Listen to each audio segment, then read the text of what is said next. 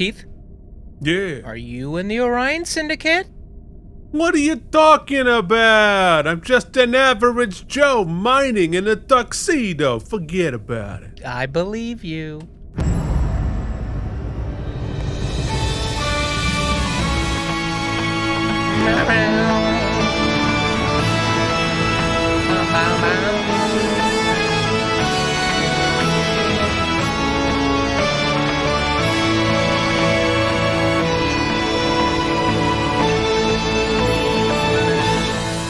What's up, everybody? Welcome back to Keith and Mike Watch Star Trek Deep Space Nine. Today, on the heels of giving an episode a perfect 100 from each of us, we're going to talk about Prodigal Daughter. Here we are. This is Season 7, Episode 11. Mikey, how you doing, buddy? I'm doing all right, Keith. I gotta say, I'm doing all right. I was able to convince Jen to watch this episode with me because she loved Paper Moon so much. She was riding a high. I figured out how to do all of the headphone stuff we needed so that we could do all the doodads and the beebads and the bizbubs and Sure, you need the bizbubs. and to get it all happening and stuff and then this episode happened. Yeah, sure did. You just let it wash over you, huh? And here's the hot take for this episode. So I'm just gonna give you. Okay, let's hear it. I'm gonna give you the. We're here for hot takes. I almost never blatantly roll my eyes at a performance, but Central Casting. Yeah. Central Casting had a rough week. Is all I'm gonna say. No disrespect to anyone, but some uneven performances.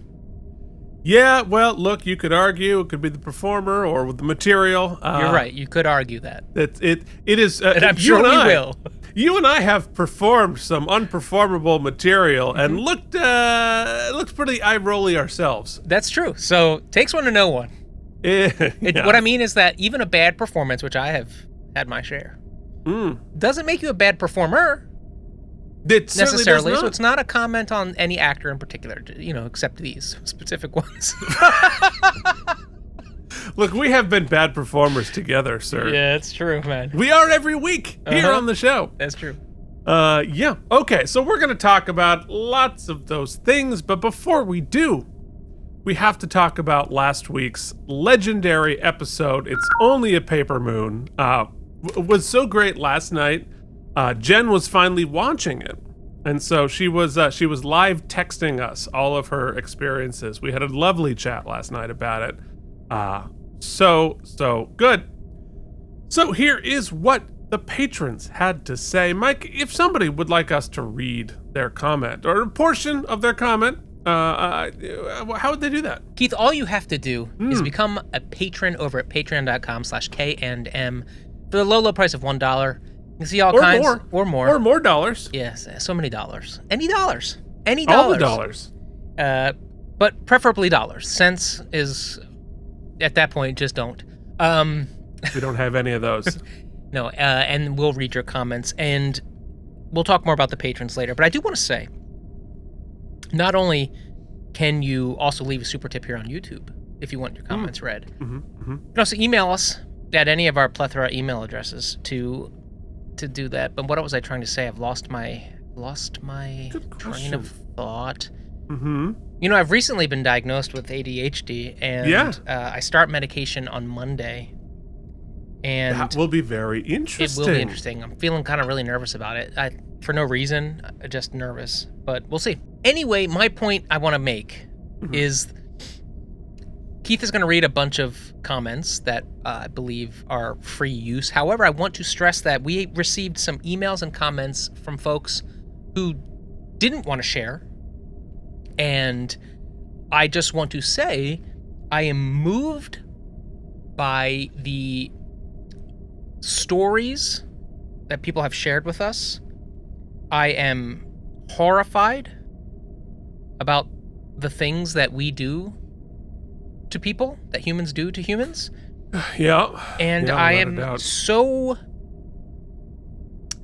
I feel so much gratitude that we have a community of people who feel comfortable to share these stories, and that we have had even the smallest percent of effect on people, helping them heal, even if it's just by existing and sharing these episodes together of Deep Space Nine, and to those who've shared songs that have helped them through times, etc., etc. To not get into too much detail, just know that we read everything. We are with everyone and legitimately care for every one of you that has written in and is part of the community. That's all I want to say.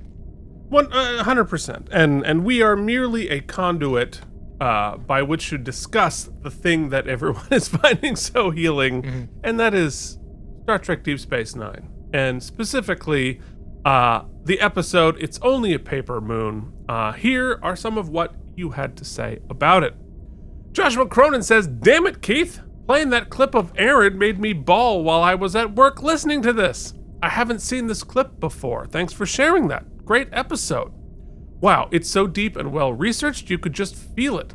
Love that they chose to have 2 guest stars be the focus of this episode. It shows you once again Deep Space Nine being the best Trek out there. I regret I didn't start going to Trek cons until 3 years ago, because it would have been amazing to meet Aaron. Yeah. Powerful episode. I too give it 100 self-sealing stem bolts." Brian from Video Game Drive-By says, "This is that big personal episode I'd been alluding to since I first discovered this channel.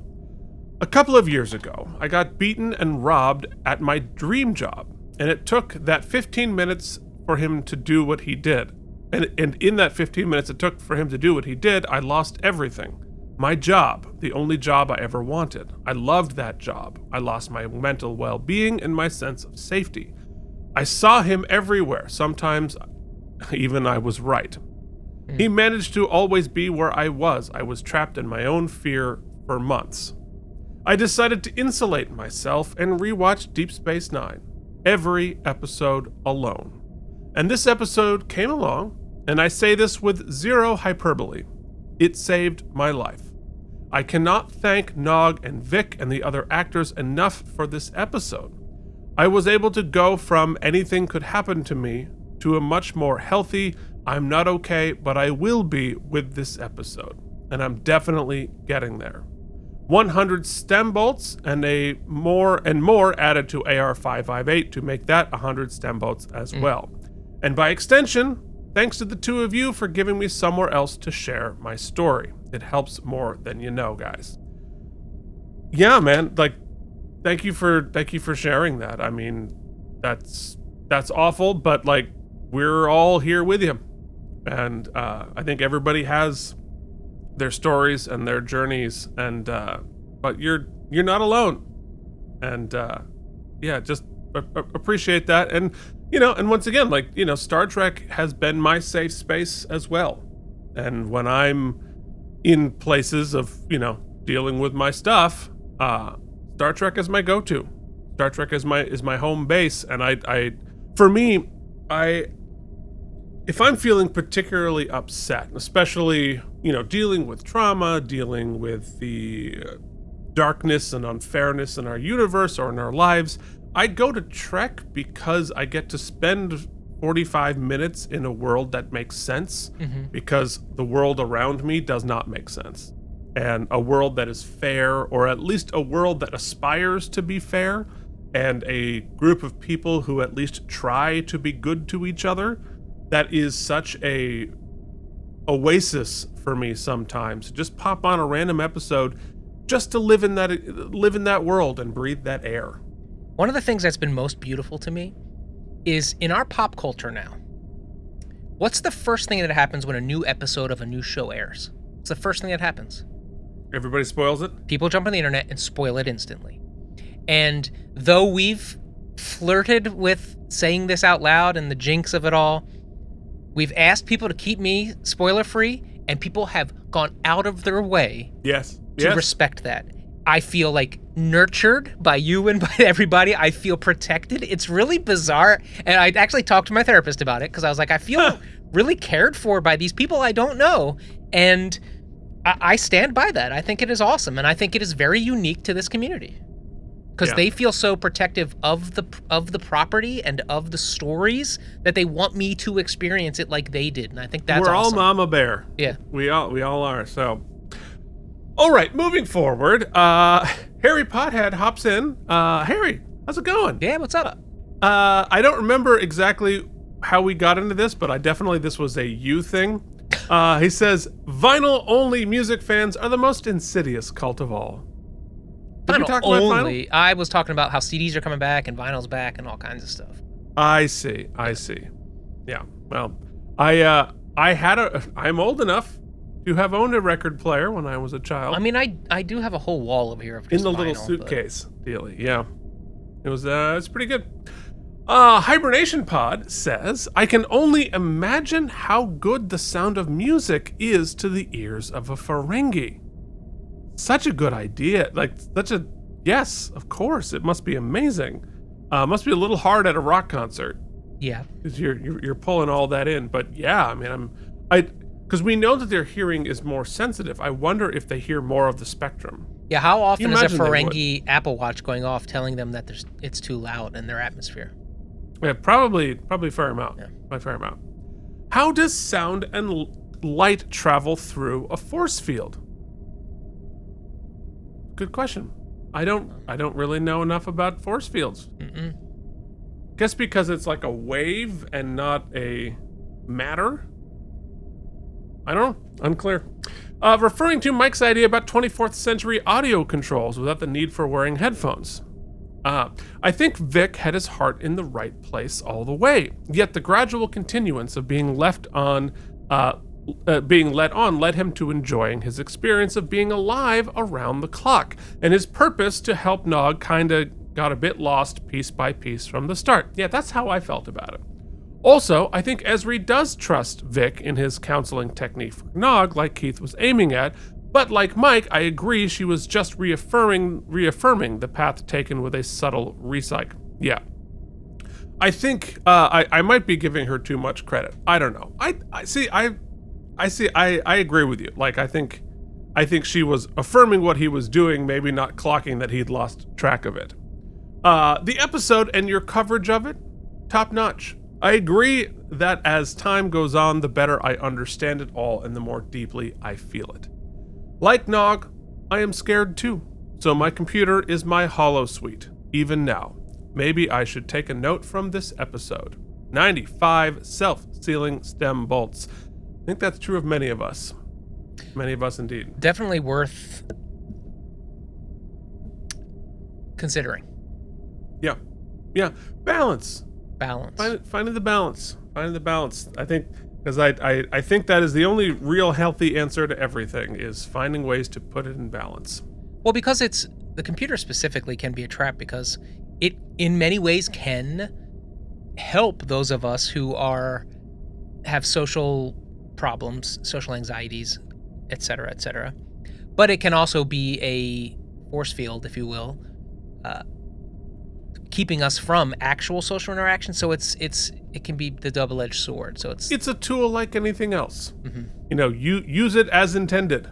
Yeah. And that it can be very, very beneficial. Take it from two tools. Take it from two tools who spend all of their time on the internet. Perpetually. And who have, I guarantee, more screens than you. I don't care who you are. All of the screens are over here. We have all the screens. Mm-hmm. That is the answer. And is that too many? Yeah, I think it's fair to say. You got to get them for the tariffs hit, you know? We're basically a country of our own now who can do all of this. Yikes. All right, so YouTube viewer says, this is a great episode carried by Aaron Eisenberg's great acting. 99 out of 100 self-realizing stem bolts. Don't need to break out the fine-tooth comb to analyze this episode. I'm not a big fan of I'll Be Seeing You, but I certainly have my own songs that have got me through tough times. Yeah, there's no right or wrong song that gets you through a time. Mm-hmm. Just get through. In fact, one of the best experiences is when you're listening to a mix, or you find an old CD or an old tape and you rediscover a song that at a certain time did something for you and you'd kind of forgotten about or placed away, and then it's reintroduced. Oh, what a great feeling. Well, I would say that music is on par with smell as a memory trigger. Yes. Like nothing helps me remember more than music. So I have all of these mixes I'd made for when I was training for marathons, and so I'd have to come up with like 3-4 hours of music to motivate me through these long runs. And I've put them away because I listen to them so much. But every once in a while, if I go out for a workout and I put on one of the old mixes, or it cycles through, and it brings me exactly back to where I was in my life during that training. Exactly. It's 2018 instantly. Yeah, totally. I think this episode kind of has a B plot. The B plot is Vic Fontaine's journey of self-discovery. This leads to a tangent. Is Vic Fontaine becoming sentient? What is sentient, really? That question is worthy of its own video, though you can't use just this episode. Yeah, yeah, exactly. And I agree with you that is the B plot. I do too, but I don't know that if we're even dealing with it. Like, I don't know if we're really dealing with it. Well, dealing with what counts as sentient in advanced technology is core to Star Trek. Is data alive? Yes. You know, and so I don't think they're not directly addressing it here, but I think it is. You can't not think about it when you think about Star Trek, because Star Trek is constantly dealing with that, and we're going to deal with it a lot on Voyager. Okay. So, this episode is very well paced. Therefore, an added scene would probably just make this episode worse because something would have been cut. Certainly don't want to cut Jake's scenes down. I wouldn't want to cut Ezri's scenes down, as she is competent and empathetic, making all the right choices as a therapist. Now that means, because you two of you are not an Ezri fan, but I completely agree. In my headcanon, Quark being a douchebag is his way of coping. Being a greedy miser is a comfortable territory for him. In his head, he still cared for Nog. He did care very quickly under the slightest pressure, which is unlike Quark in a normal business negotiation. I agree. I think that's his. You know how like we all have those default settings that got us through high school or whatever, and like even a million years later, like the right person can trigger you. I'm like, oh my god, I'm all of a sudden back in high school. And this is what got me through that, but that's no longer relevant to my personality now. I totally agree. All I'm saying, and I will reaffirm, is just like it's completely understandable why Nog flips out at Jake. I mean, we know where that's coming from. Doesn't mean it's cool. No, it doesn't mean it's not shitty. No, for sure. Yeah, that's what I'm saying. All right. My initial thought was that Ezri gave Vic the benefit of the doubt, but I like Mike's interpretation better.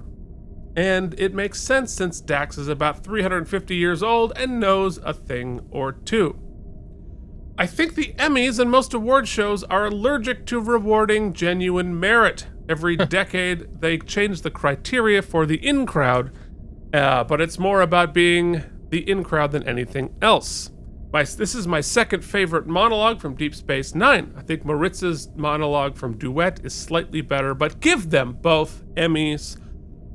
Hard agree on all of that. I think that, like, in my tiny tangential awareness of the award show industry, right, and the roles that I've played in it, the closer I get to it, the more I know about it, the less the awards have any validity. They're an advertising machine. I think the only time I think the awards hold any sort of water. I mean, we get it. It's popularity, it's marketing, it's all those things.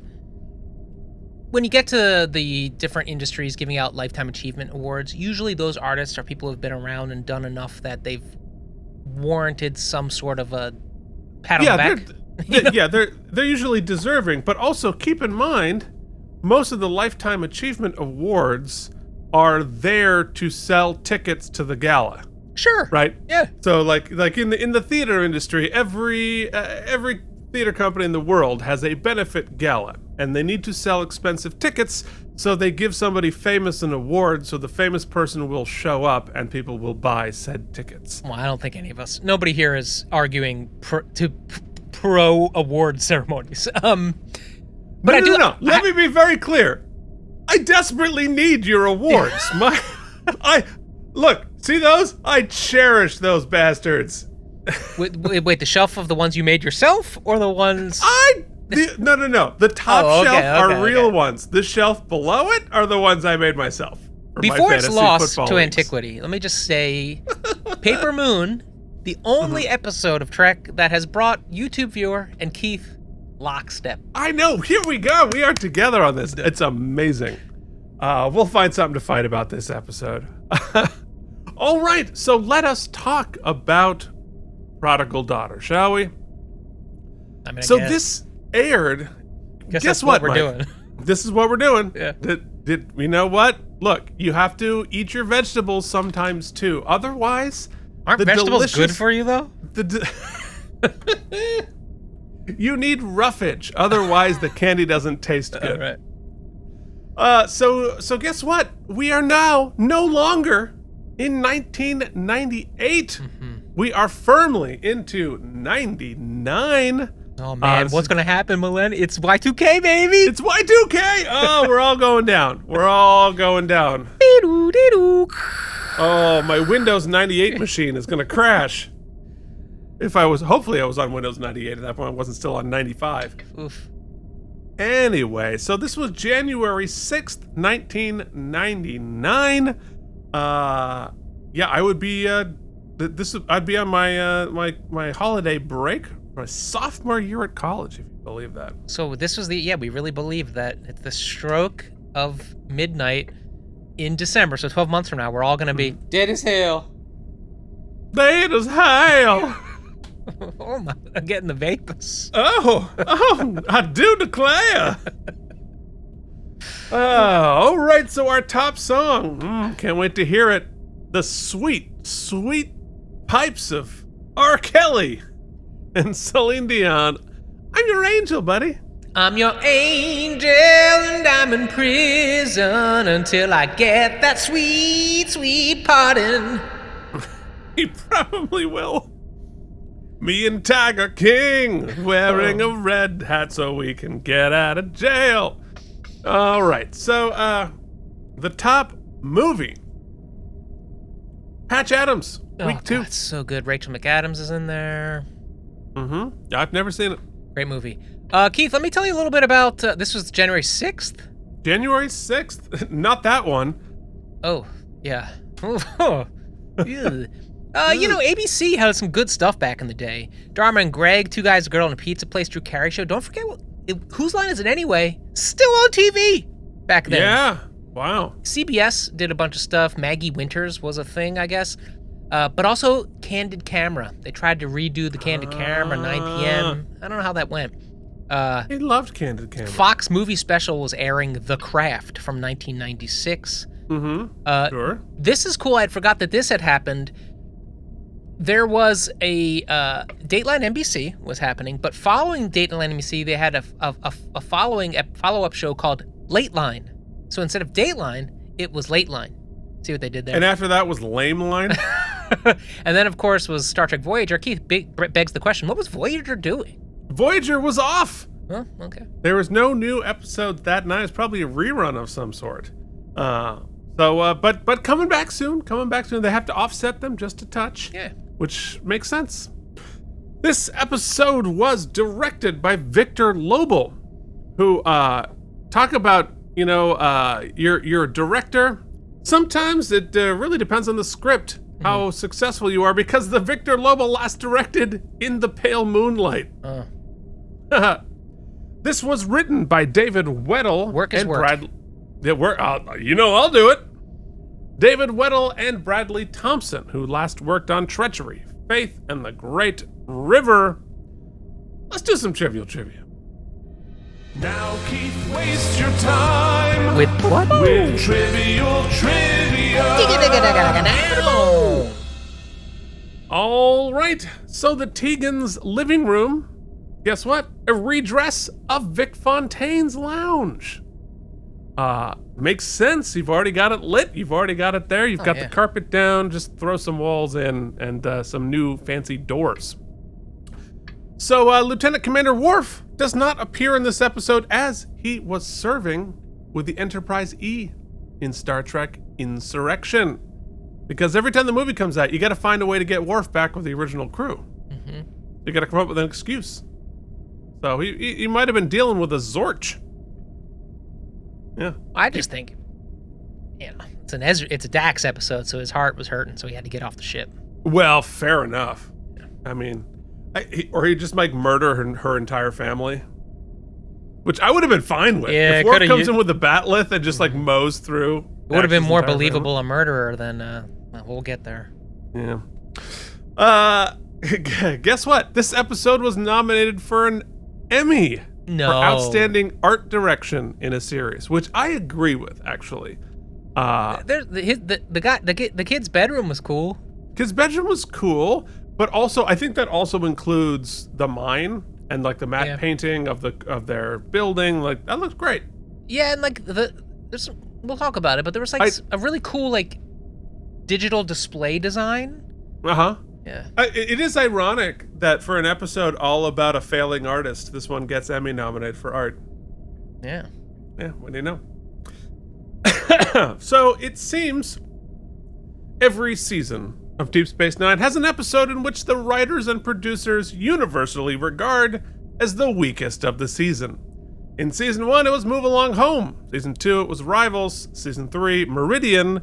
4 was The Muse. Season 5 was Let He Without Sin. 6 was Prophet and Lace. And Season 7, shocker, it was Prodigal Daughter. Which was not a surprising given the problems getting the script in order. According to Ira Stephen Bear, there's plenty of blame to go around on this one. The script never came together. Ron Moore was more blunt. It's just a mess.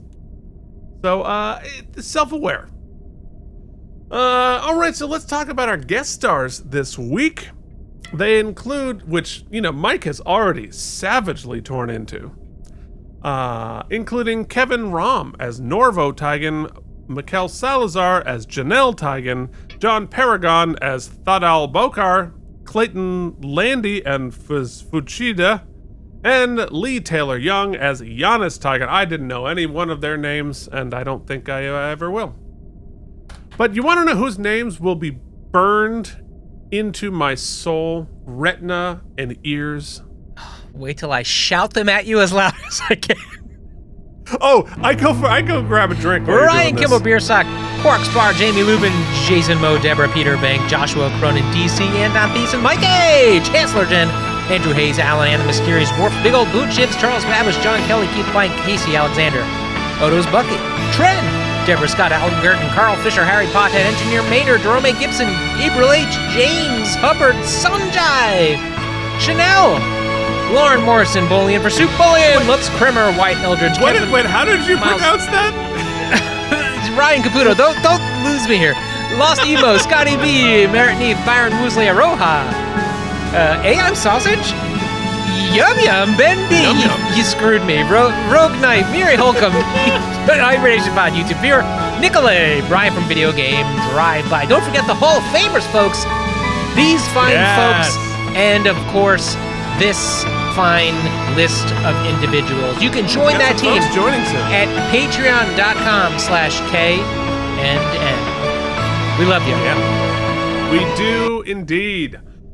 So much. We love you so much. We're going to go into the screening room and talk a long time about Prodigal Daughter.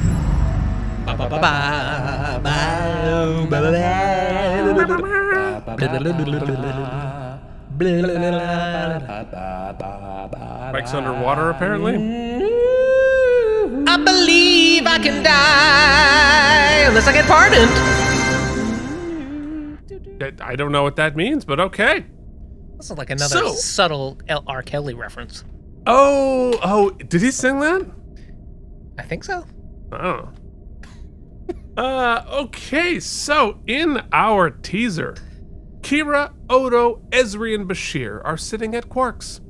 Odo announces that Ezri's gach has arrived. She ordered it, sadly, back when she was still Jadzia. Unfortunately, Ezri is operatically disgusted by gach. And she's like, just throw it out the airlock. These are like living creatures. Now, here's the thing about like gach. They're eating things alive. And so she's just good. Like, I don't know what the ethics are of it, since they're technically alive. It feels pretty un-Star Trek to just eat them, but whatever. Different cultures. Meanwhile, Bashir looks troubled the entire time. He's concerned about Miles, but won't say why. And O'Brien, he says, is supposed to be arriving at the next transport. But when Bashir goes to greet him, he is disappointed to see that he's not there. He goes to Sisko and explains what's really happening. O'Brien is on a secret mission back on the planet that he went undercover with Bilby. Remember Bilby and the cat and all that? Yeah. Sisko is naturally pissed that he went rogue. O'Brien is trying to figure out why Bilby's widow went missing. So at the end of the thing, it's like, take care of my family, take care of my family. Yeah. But now the widow is missing. We could have left that episode. I'm not sure. I mean, we saw the cat as an Easter egg. I don't know that I ever needed another Bilby episode. A follow-up. Yeah. I mean, I gotta say, they found a way to make a massive and terrifying criminal enterprise of like big green pirates boring on Deep Space Nine. Yeah. Like, we never even see an Orion. No, they just cook the books, man. They're always cooking books. Yeah, they're just not scary, and they're kind of boring. So, but here we are. So Sisko has a plan to try to find O'Brien. Apparently, O'Brien's also not good at this. We've established then. We'll reestablish it here. He needs to stop going undercover. Well, he's never successful. I mean, he's good up until a point where he finds somebody nice and then they die. So if your plan is to assassinate the nerfiest of the bad guys, then O'Brien's your man. The only person who comes out clean in this whole Orion Syndicate through line is the cat, apparently. But then now the cat, who's taking care of the cat now? Because O'Brien left the ship. That's true, and Keiko and Molly, have, I don't know where they are. Who knows? They've been written off. So yeah, who's taking care of the cat? That is really the underlying mystery of this episode. I mean, almost to a point. Who's taking care of the cat? Yeah. I mean, probably Bashir. You'd think Bashir. Oh yeah, 100%. You're right. And that's why he's so upset, because he's like, dang, I hate the litter. It stink. I don't want to have to do it anymore. You would hope they'd find a way to beam the litter out into space or something. You would think, man, but I've seen all the automatic litters, and I've never found anybody who's like, yeah, this one works good. They all suck. Well, you know what? Because inherently, it's going to be cat poop.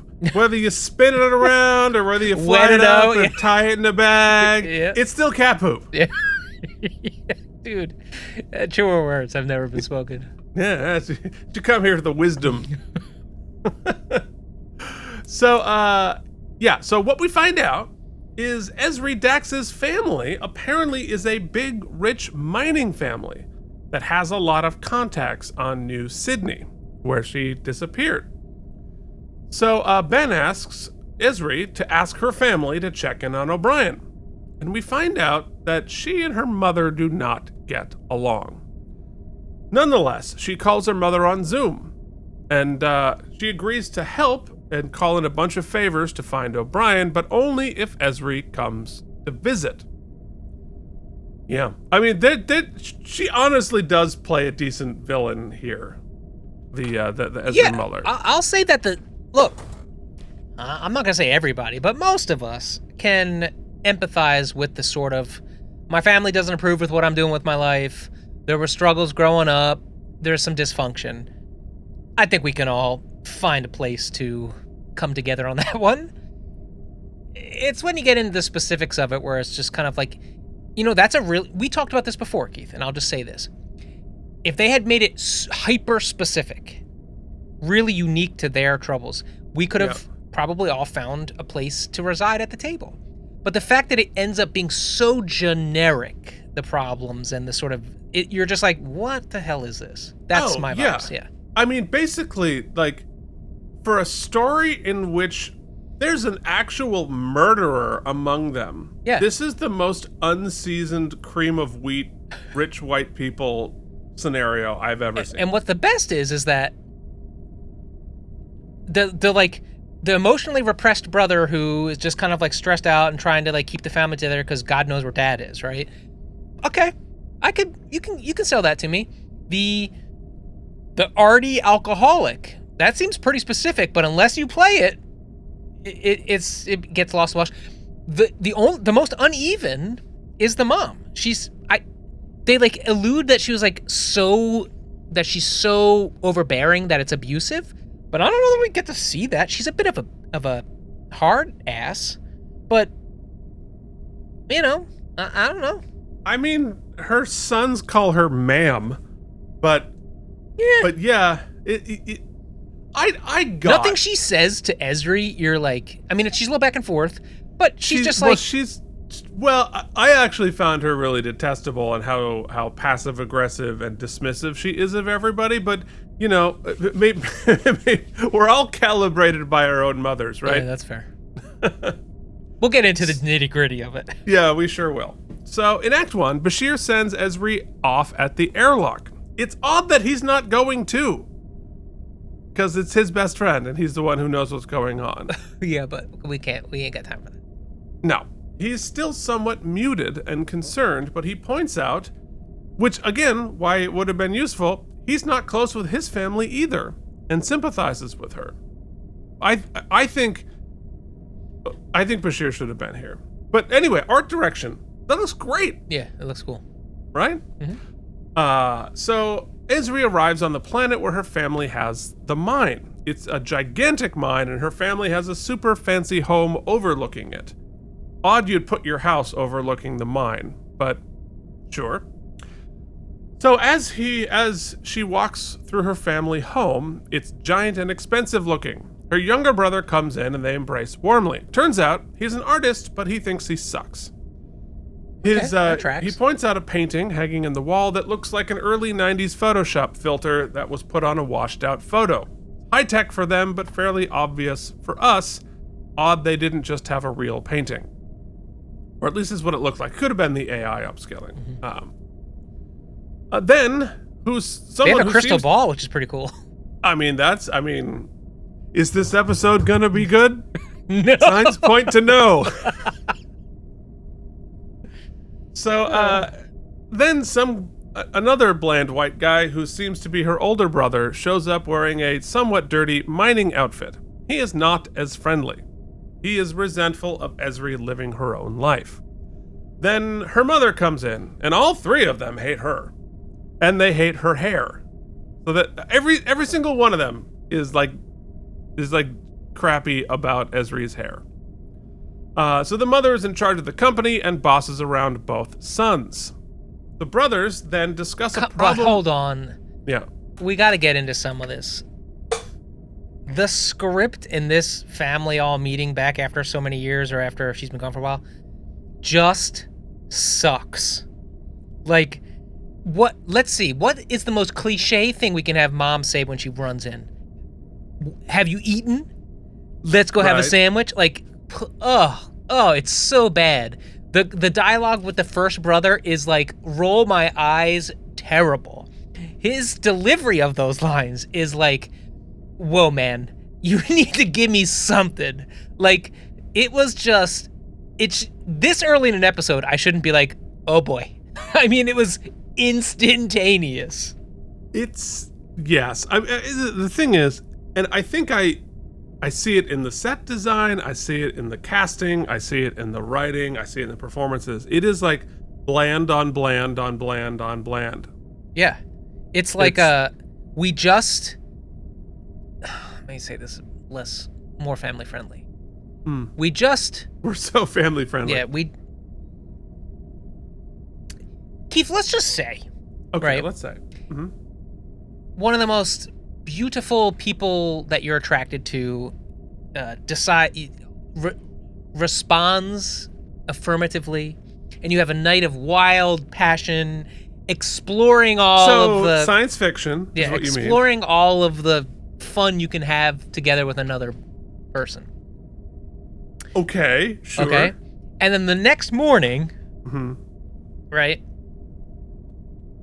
They're like, you got to go run a marathon, right? You got it. Like, that's your job or whatever. You got to get up. you're gonna not have a lot left in the tanks, is what I'm saying, and that's what it feels like this episode. Like, we just paper mooned, baby. Oh, okay. I was like, where is he going with this? What I'm saying is they spent. There's no gas in the tank. Is what it feels Well, like. that's why the mom comes in and tries to give him a sandwich. You're right. Yeah, I should have just said. You need a night's sleep and a sandwich. Yeah. Anyway. I'm sorry. That was so further around the block. I was trying not to say they shot their load, but I guess I said it anyway.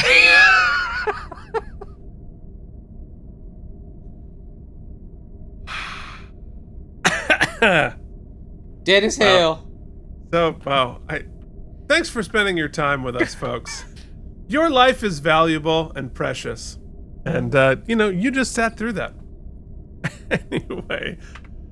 So, Ezri and her mother leave to, get some water, hydrate, take a deep breath. And the brothers discuss a problem they're having on the mine. There are signs of sabotage happening, and we find out, they're tangled up with the Orion Syndicate. Me? This guy is like auditioning for Bach. Yes, because she is so beautiful. Sorry, thank you very much. I'm the casting director eating lunch. So in Act 2, they have dinner, just like that. And they talk about Ezri adjusting to her new body, and the mother continues to be problematic.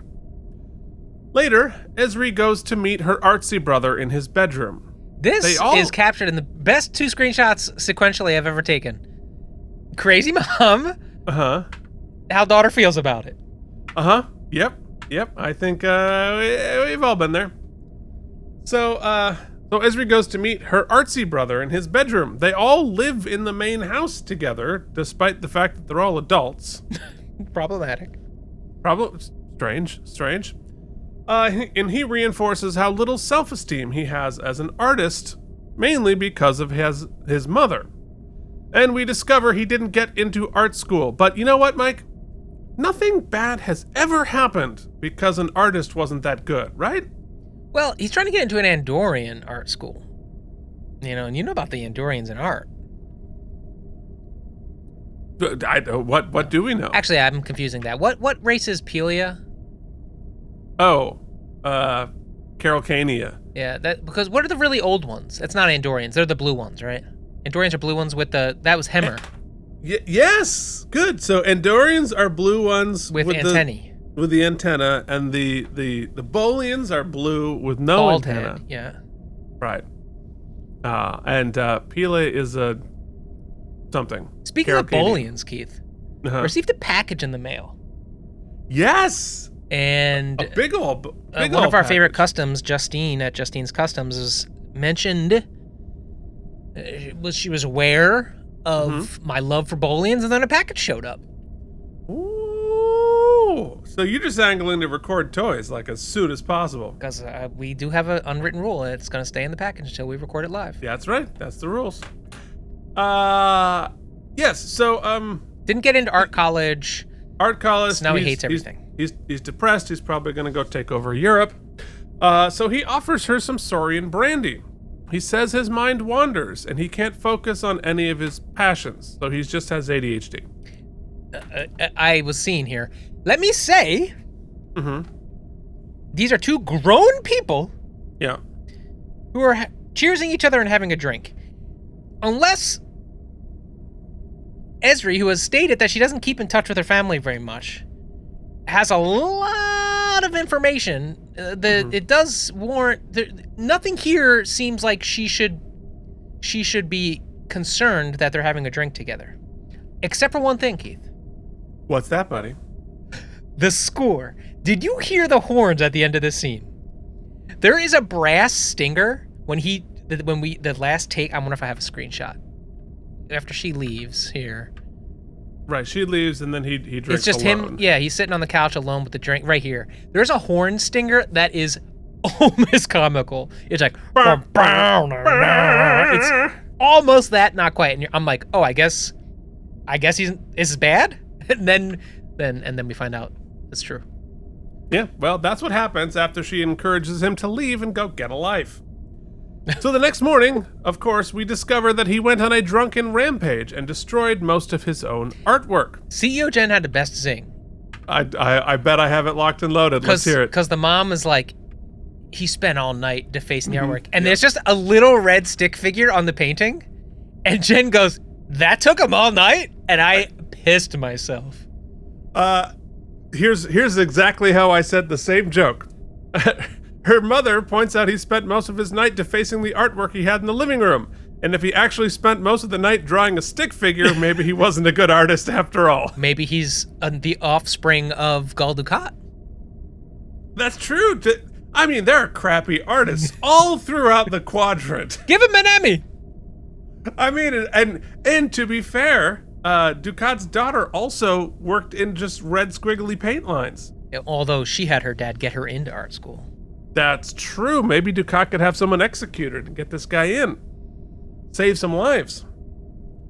So Ezri makes a good point about his mother forcing him to put his artwork that he doesn't feel good about. Yeah, I mean, it's the same reason parents today do not make your kids sing for grandpa. Do not force them to perform as like little dancing monkeys for the family. Do you recall? Unless they want to. So I'm like 9, 10, 11. I was playing guitar. I was learning to play guitar, but like that doesn't mean every person who comes to the house sit them down in the living room and force me to play for them. I can't think of worse torture growing up. It is. I think it is, and I think it is. Especially if you don't know that they have crippling social anxiety. Well, just like any non-consensual performance is like, I think abuse might be too hard of a word, but it ain't good. Dude, and it's gonna have a lasting effect. I didn't even tell you the worst part. The only sheet music I had was American Pie. No, American Pie. It's got like 37 verses. Did you have to sing the entire song? Everybody, I have to keep going. So that when that song comes on, I'm like, it's like, I can't. People are like, this song's great, keep it on. It's like, I can't listen to this shit. Yes, children, just like you don't have to hug your creepy uncle unless you want to. You shouldn't be performing for your creepy uncle unless you want to. Anyway. So here comes O'Brien. Yes, so Ezri and her mother fight about raising children. Then the older brother arrives with O'Brien in handcuffs.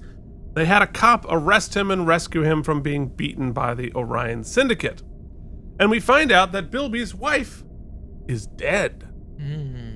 Cool. Hey, it's a character we've never met who died off screen. To which I said, are we supposed to care? Exactly. Never met her, died off screen, don't care. So in Act 3, O'Brien thinks the Orion Syndicate killed her, but the cop said there's no evidence of that. And after O'Brien has recovered, Ezri's mother... I did this all by voice text, so I was trying I don't want to type, I want to sit on the couch. So of course, there's no Ezri, so every single time, what's written here is Ezra, and I'm trying so hard to remember to say Ezri, not Ezra. So Ezri's mother asks O'Brien to help fix a drill in the mine. As he goes, and he talks to the... Ezri talks to the art brother, who is still cosmically hungover. He has trashed most of the art in his room. She tries to talk to him about what happened. He is monumentally depressed and is having unalive ideations. And she tries to talk him into going to Deep Space Nine with her. And he alludes to some mysterious complications with the company. And I snore because this doesn't mean anything to me yet. No, and there's a couple of things. A, rando out of nowhere trigger warning. The just flippantly joking about suicide was like... A 1,000,000%, right. That was tonally dissonant. But that aside, I know that's a big aside, but I'm going to do it. I know I've put this actor on blast a couple times. But I'm going to have to put the director on blast also, because I hate when people play stoned, right? Because it's like, oh, come on. Like, it's such an easy thing to just do badly. But even worse than that is playing drunk and or hungover. This is not even I don't even put this, sorry, I'm going to just say it.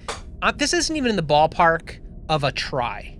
Like, it's like they did one take and they're like, yeah, whatever. They're not just putting it on him. They don't even do any makeup on him. He's not blurry-eyed. He's nothing. He's just like, it's clearly just shot it in sequence from a scene before. He looks fine.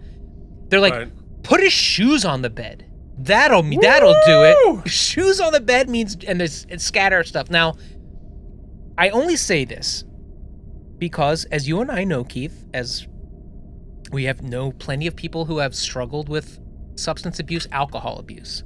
Sure. And after last week, where Nog and Aaron Eisenberg did such a we kept lauding him for his research portrayal of a tortured person going realistic, through a very specific grounded thing. Specific. This is the antithesis of that. I'm not saying that all drunk or hungover or people with alcohol abuse problems behave the same way, but this doesn't feel like a take. This feels like a very cursory splash at it. And it clearly has repercussions that are even more absurd later because I don't believe it at all. Well, absolutely. Like, if you gave the trauma he is going through the weight it deserved, it might make this episode interesting. Yes. But it's not. It's utterly false. The trauma, the family trauma, or even the pressure from the syndicate. The only real scene we get about that is to the other brother. Oh, it doesn't even make sense. It doesn't even make sense. I'm going to bring it up later. Okay, cool. But we're here. Like, he murdered that lady because she's like, give me more money. The company wasn't cornered. There was nothing. And it wasn't even like in a drunken stupor. No. Like, he thought that, like, there wasn't even really she was kind of being annoying. And he's like, you said I couldn't solve problems, but I can. I was like, when did she say you couldn't? Nobody said that. We didn't get any color of that. Like, he didn't even say no. Then she went to the Orion Syndicate and they're like, no, give her more money or else. Also, isn't she a counselor? Isn't there a different way to have a conversation about, like, someone who's clearly having alcohol issues? Well, he clearly said, I don't want you therapizing me, which I understand. Okay. But, yeah. You never watched Intervention? That nobody wants to be therapized. Yeah, no, fair enough. I want to be therapized. Now, you might say, well, it doesn't appear to be rising to that level, and I would say, he murdered someone. She might not know that, but clearly it has risen. Yeah, and yeah. Okay, sorry. Anyway, Oh, wait, but he's also a little lightheaded, so okay, maybe I take it back. Yeah. The shoes on the bed and he's lightheaded. And the painting. The painting is askew. Yeah, you're right. So, meanwhile, O'Brien is able to figure out what's wrong with the drill and discovers that it has been deliberately sabotaged. That's an L, not a J. I could have told you that. Oh, obviously.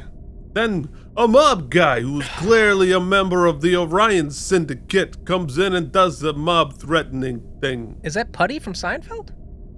It kind of looks like it. And, I'm wearing He's a also tuxedo. Wearing a suit. That's my joke in the beginning. Like, I got it. I'm a regular miner. I got my hands dirty. At least there's a small comment on it which made me laugh. In the next scene, when Miles is talking to Dax and he's like, I don't have a lot of evidence, but it's pretty easy to put together.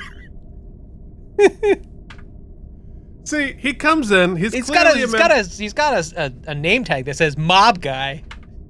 Well, yeah, it's ridiculous.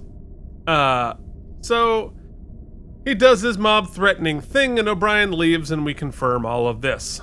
And the Orion Syndicate guy mentions Bilby's widow's name and threatens O'Brien. So, in Act 4, O'Brien is still there. Let's hear it. It's not a wormhole. I'm going to take it off the screen, but I needed to just... I get that, we're on different planets and we're, exploring different art design and different costume design, but, the weird pirate shirts and the silkiness,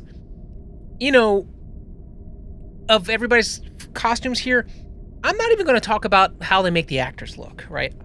But it adds to the cognitive dissonance. We're trying to, deal with heavy subject matter, And they're wearing pirate clothes, or what best can be best. They're PJs.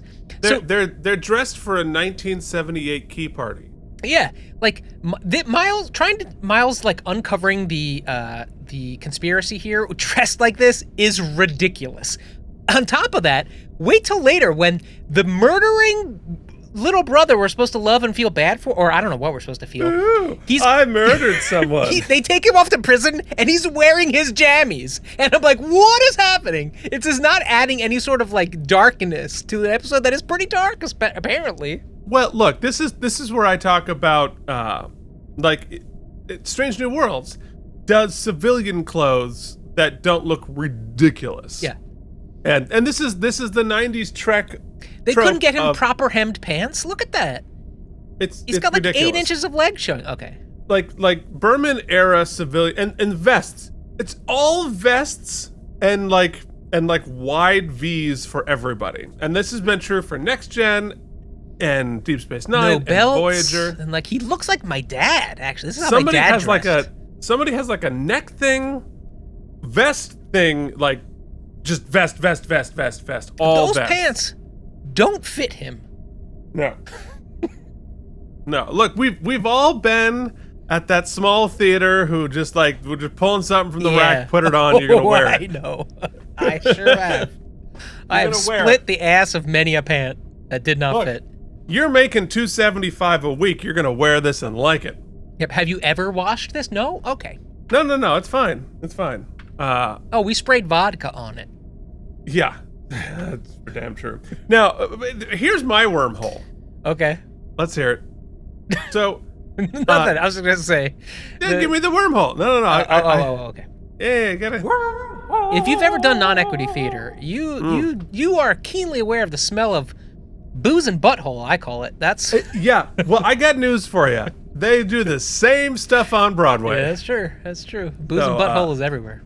It's they spray it with cheap vodka. So like if you go backstage on Broadway, there's always a bottle of cheap vodka sitting in the dressing room sessions.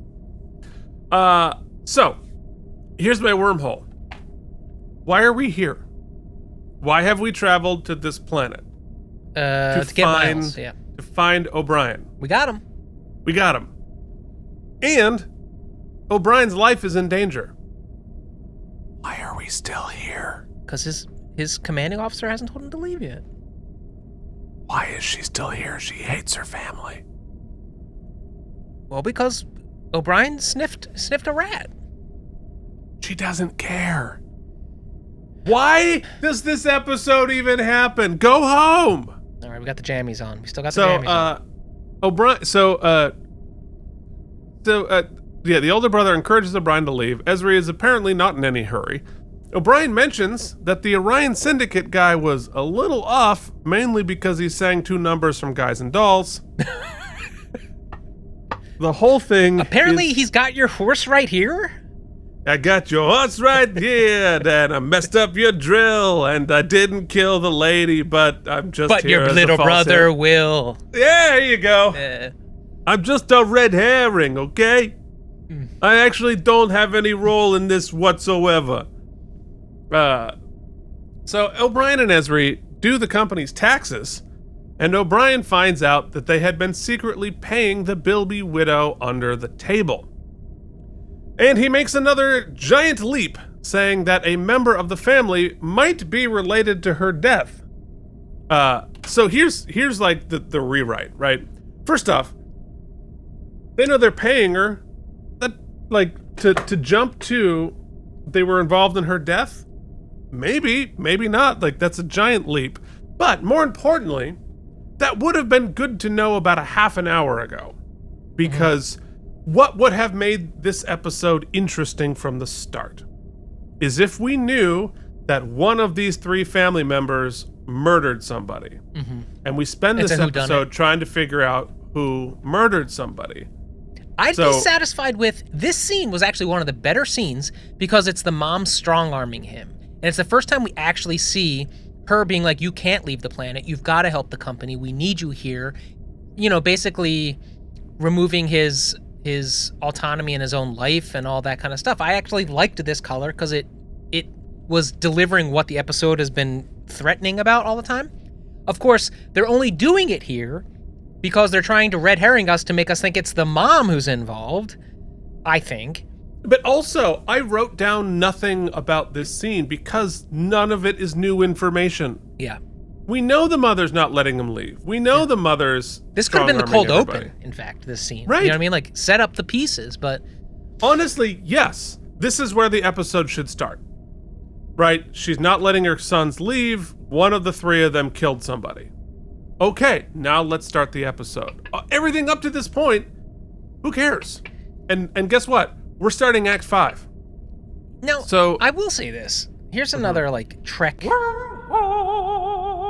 So I get that, like, we are very smart and, like, we've learned to read different languages. And do we get that? Oh, you mean the Star Trek like Star Trek people. as a whole, like engineers and stuff, and like Oh these yeah, the schematic. fact that he reads fluent Trill. Come on. Yeah, and like they just point to blinky things on the screen. But not only that he reads it, but that the set designers are so proud of it, they actually have a close-up, like a oneer here. I don't think we're gonna get it, where they just show him beep blooping, and I'm like, what am I looking at?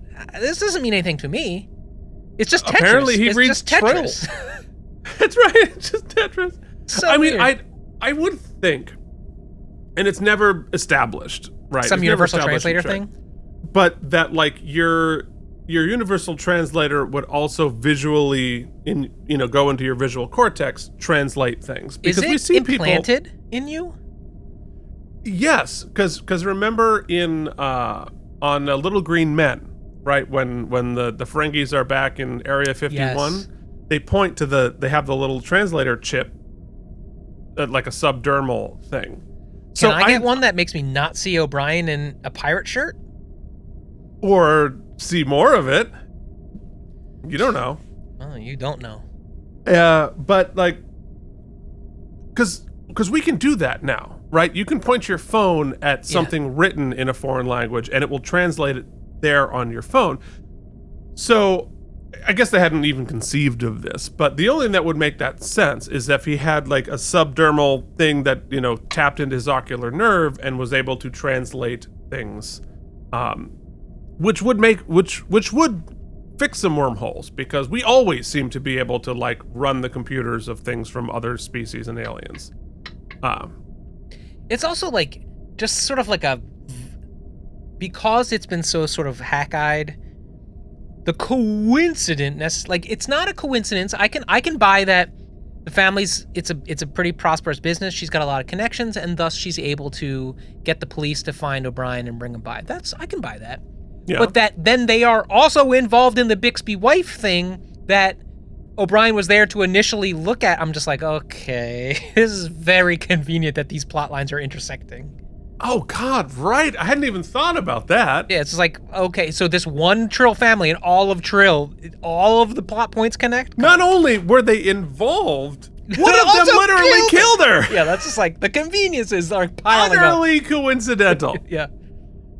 I hadn't even thought about that, but yes, that's ridiculous. It's ridiculous. It's utterly ridiculous. This is so much a not interesting episode of Murder, She Wrote. Where like they just pile on the coincidences and the red herrings and everything, and you're just it's so ridiculous, but at least that's comical and interesting.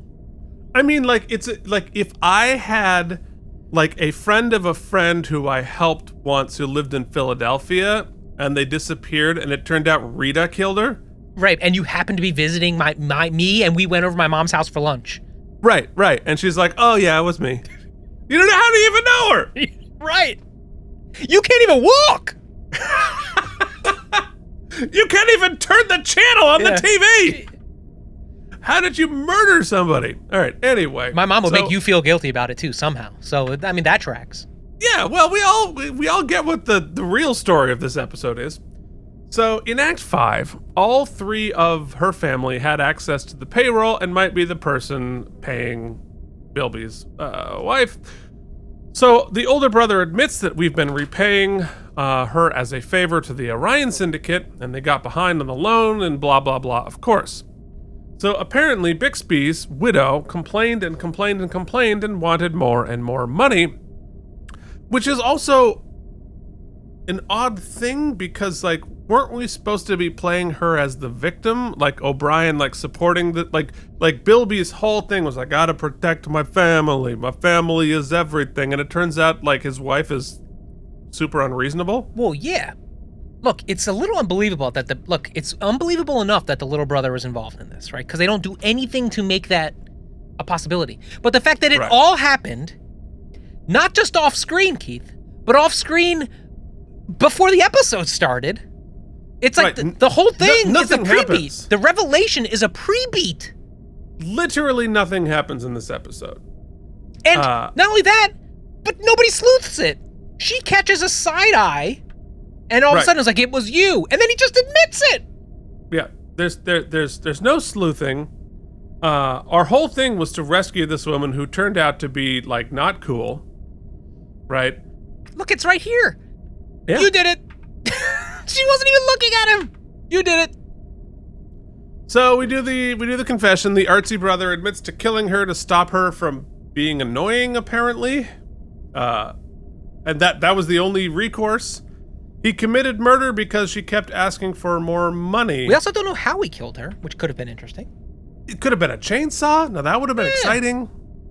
Had to prove that he was tough to his mom. Look, say what you will about Strange New Worlds. I know that we're like feeling mediocre on this season so far, but they blew a dude's eyes out. Right? Right? I mean, at least give me gooed out eyes or something here. All they gave me was like a weird suicide reference and shoes on the bed. I mean, there is a way to make this work.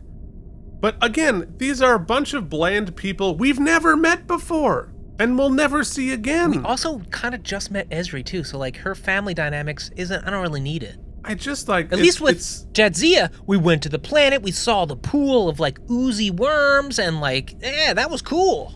And it was related to her. Yeah. Both Ezri and O'Brien are merely observers and passengers to all of this. Neither one of them do anything. Yeah. Guys, have you picked up? Keith and I don't like this one. Yeah, a little bit. So, anyway, artsy brother is arrested and eventually sentenced to 30 years in prison. In his jammies. Hold on, do we see him exit in his jammies? Oh, yeah, he's got to show them shoulders. We paid for those spots. Oh, yeah, we got to show them. Oh, yep. Yeah. We're men. Yeah. We're men in tights. Wow. I mean, there you go. So, Ezri tells her older brother to leave too. Then she goes to speak to her mother. And this is the only... get the hell out of here. That at least rang true. Get out. And this last scene, I think, is the only interesting thing in this whole episode. Where she goes to speak to her mother, and her mother asks, is it my fault? And Ezri's lack of response is the most interesting part of this episode. Yeah. Because it is her fault. I hard disagree. Really? Yeah. I think she is. There's plenty to unpack and probably has some... I don't think her hands she washes clean, but you got to... He just murdered that lady, dude. My mom she made me sad a couple times, too. But, you only murdered your career. Yeah, I mean, it's like... Although I do have a kind of a semi-happy ending I'd love to share, but it's not for this podcast. So, No, it's not her fault that her son murdered someone. Yeah, she's a bit of a hard ass, and there's probably plenty of his drinking. We could probably say it's her fault. His inability to hold down a career and his lack of pursuing his life and his feeling like a failure. A lot of those things that maybe led to some behavioral issues, sure. But the actual murder, no, I can't put it on her. Well, I mean... Yes, obviously he has culpability for actually murdering somebody, but the fact that the family is so messed up and dysfunctional, that is her fault. Yeah. And, and like she broke her sons because they weren't able to escape like Ezri, and then because he was broken, he did this. Actually, we'll get to this. I thought I'll do it now.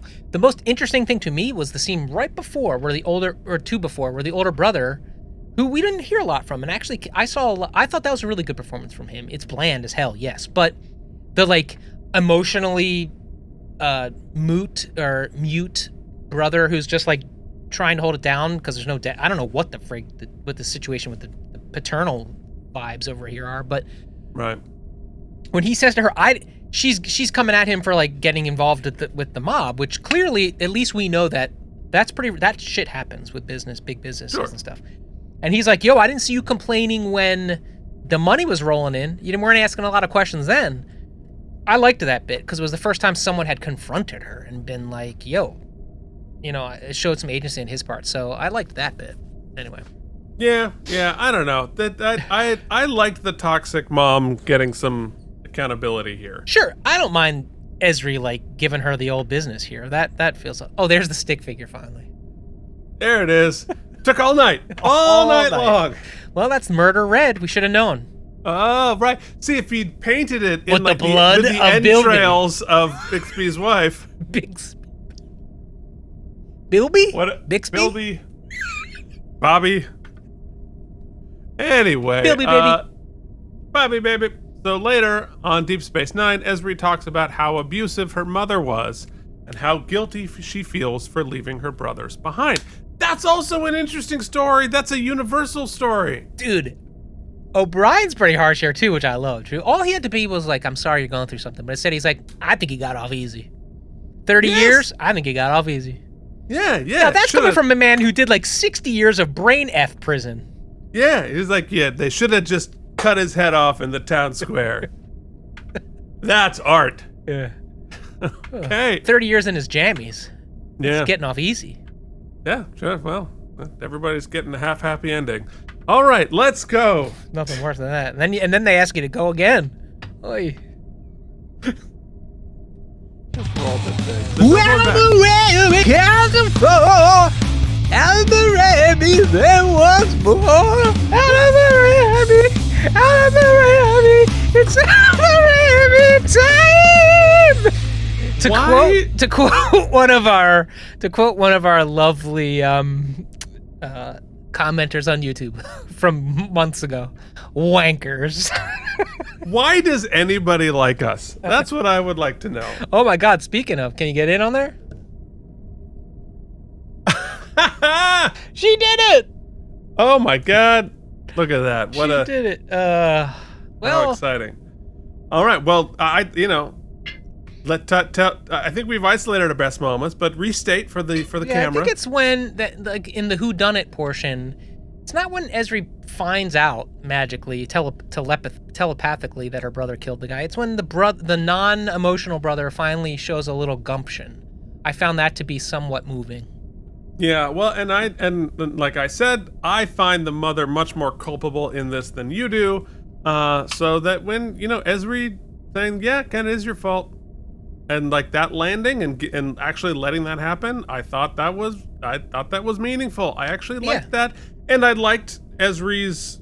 I liked the universality of Ezri feeling guilty for leaving her brothers behind, because guess what? That is extraordinarily universal, and I wish the episode had been about that. Let me just throw this out there, too.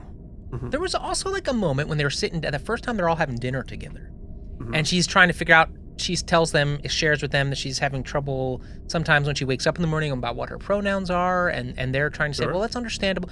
I thought there was like almost a hint of a memory of a vapor of an interesting conversation about what I imagine coming out to your family would be like. I've never done that, and so it is. I can't speak one-to-one, but I thought there was like a science fiction vibes identity there. Stuff there. There was some. We didn't see it through. We didn't pull the string. I'm not going to give it too much credit, but I thought that was interesting. And for sure. I mean, there was a soupçon of the complexity of the Dax gender story there, but not very much. Yeah.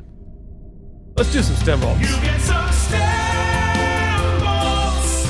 Hell yeah, they are self-sealing. Here are some stem bolts for you. Oh, it's really, really funny, Keith, because I wrote this right before we talked about it. And it's giving so much more grace than... So I'm going to give you my written statements, and then I might give a nice little closing statement. What might be a rebuttal to your own statements? Prodigal daughter aims for depth, but lands unevenly.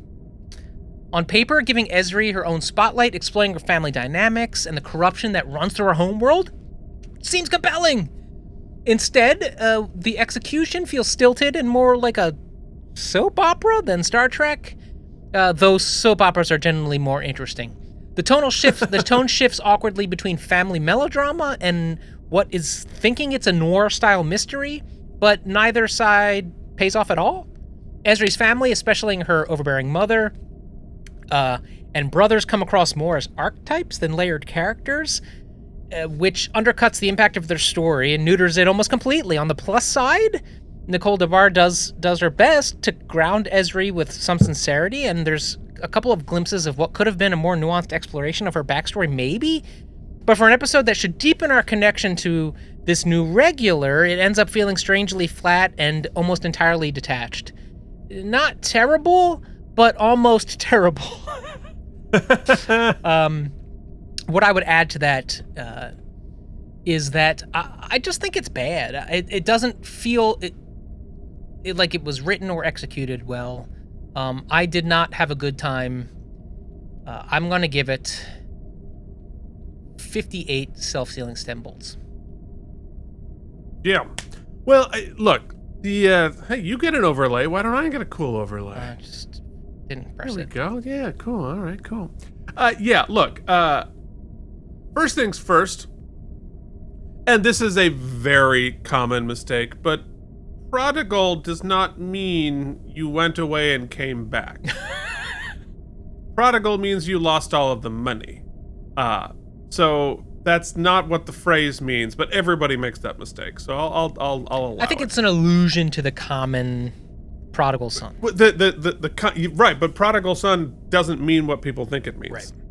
Right. Anyway, aside from that, look, this episode is boring as hell, right? The characters Dead as are hell. bland. Dead as hell. The characters are bland. The story is bland. None of it matters. The only two people in the episode that are part of our cast sort of watch it happen, and the it that they're watching isn't interesting, right? So I don't necessarily think we need to pick it all apart even further. It's just boring and like not interesting. There's a way to make this episode mediocre. Right? So if you make it a whodunit from the beginning, we find out one of the three of them brutally murdered this woman, and they murdered somebody that O'Brien was trying to care for. O'Brien's like, you killed the person I'm caring for. We're going to find out which one of you did it. Okay, that's sort of interesting. You do a brutal family story about an abusive mother and going home to see that your siblings are trapped in this relationship. It would have been much more resonant if her siblings had been children and not full-blown adults. She would have felt much more responsible for it, right? If they were like 11 and 15 and she left, and that would actually have some emotional resonance, but it's her older brother. Why isn't he responsible? Yeah. Why is she being held responsible? So on and so forth. Make the mother more brutal, make the kids younger, start the murder mystery right from the very beginning, make Bilby's widow somebody we know and someone who isn't crappy and maybe deserves what she got, right? Yeah. Then all of this would mean anything. In the end, right, it's a bad episode because it's boring and inconsequential. It is not, however, offensive like Prophet and Lace. It's not doing character assassination to a character that we love, like Meridian did to Dax, right? So its worst offense is it doesn't matter.